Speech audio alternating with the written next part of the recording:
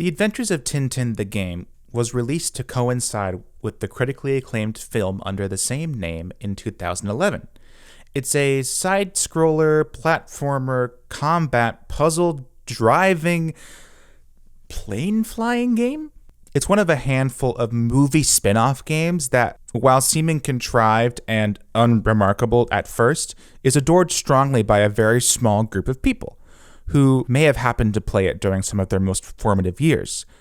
Like me, for example. I played this game when I was maybe 12, and I remember liking all of it so much.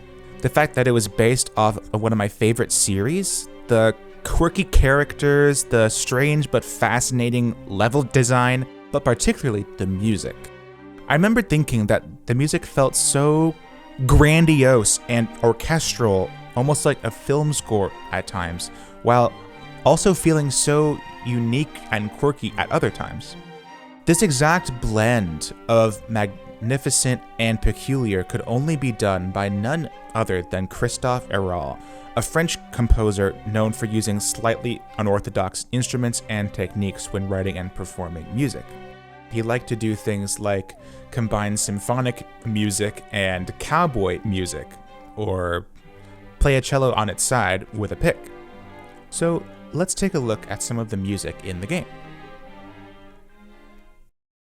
First, let's look at the first thing you hear when you turn on the game. What could be called the main theme of the game, but is simply called Adventure LP in the game files. More on that later. This cue is a great example of the score being epic when it needs to be. It utilizes a full symphony orchestra with a very intricate arrangement. I've transcribed the main melody along with the chords, so let's take a listen.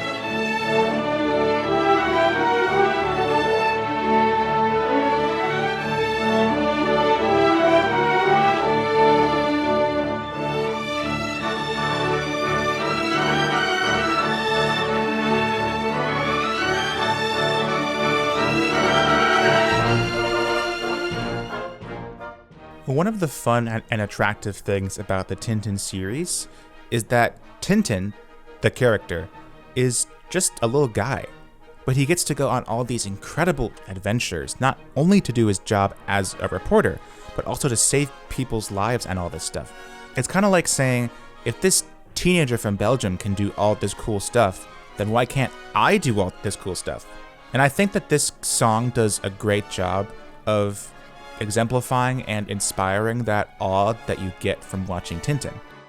It feels tense and fast-paced at times, and at other times it just sounds big and awesome.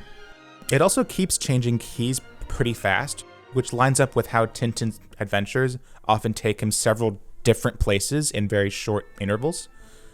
Also, remember how I mentioned that this cue's title was Adventure LP?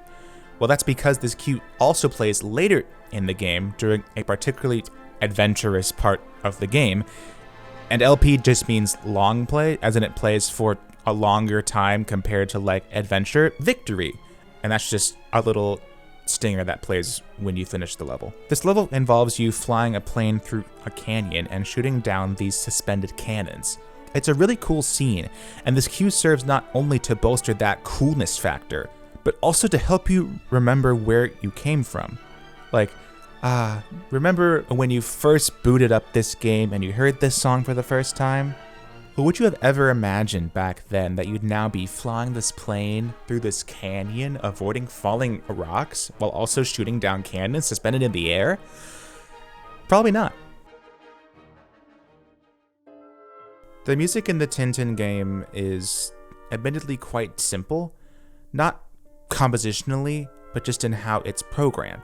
It's pretty much all just location-based music and stingers with the occasional layer for added action. For example, there's this fun part early on in the game where you play as Snowy, Tintin's dog, and you have to sniff around to find out which way this rat went so you can find a way inside this mansion. Like I said, fun times. There's a cute little pizzicato string song that plays, and whenever you start sniffing, a brushed snare layer comes in on top. Keep searching.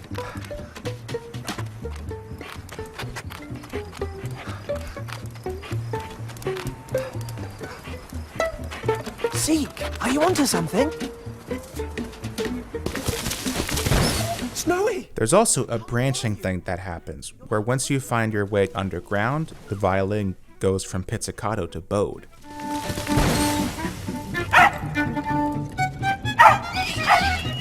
This song also appears when you play as Snowy in the multiplayer side of the game, but the arrangement is much more full. This happens to be one of my favorite cues in the whole game.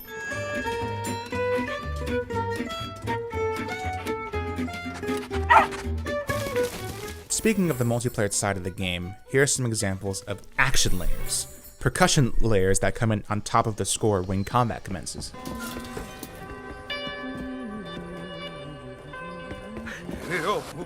Stop!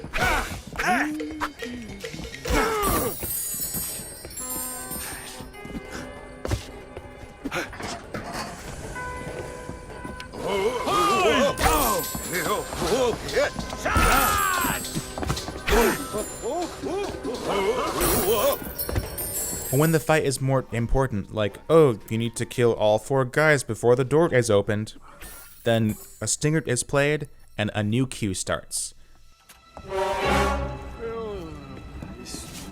Then, once the actual fight starts, yet another cue starts playing.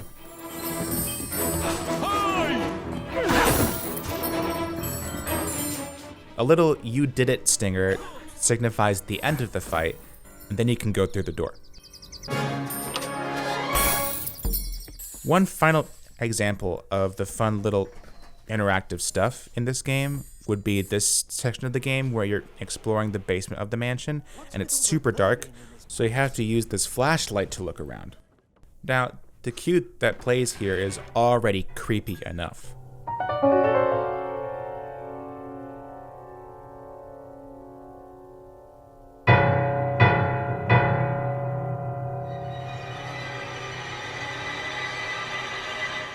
I mean, it's literally called Fear in the game files. But also, there are these bugs flying around that inflict damage on you if you get too close, and you have to burn them with the flashlight.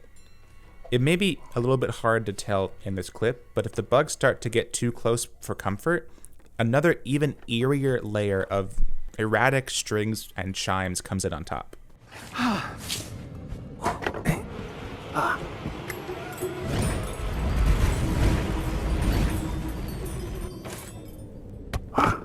As I mentioned earlier, the interactive music programming in this game is quite limited. Besides the brief use of layers and branching that I mentioned, the music pretty much just changes from location to location. There's never even a crossfade between the cues, which can lead to some very abrupt changes. I want to go back to the sea! But I think what this score lacks in interactivity, it makes up for compositionally. There's just something about Arul's composing that is so magical and so memorable. Like, I'm gonna play you one of my favorite songs from the game that I haven't played yet. Just take a listen for a bit.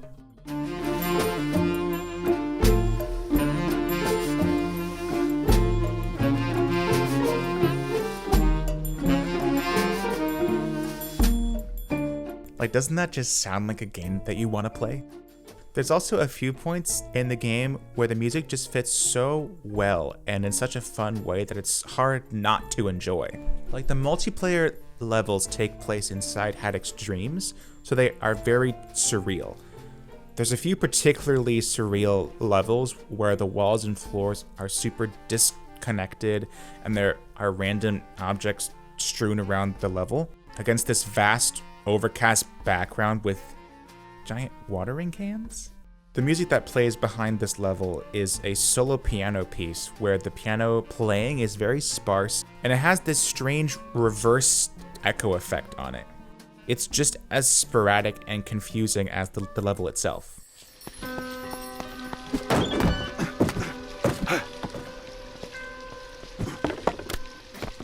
So, I think it works, even if it may not be the most technically elaborate game score.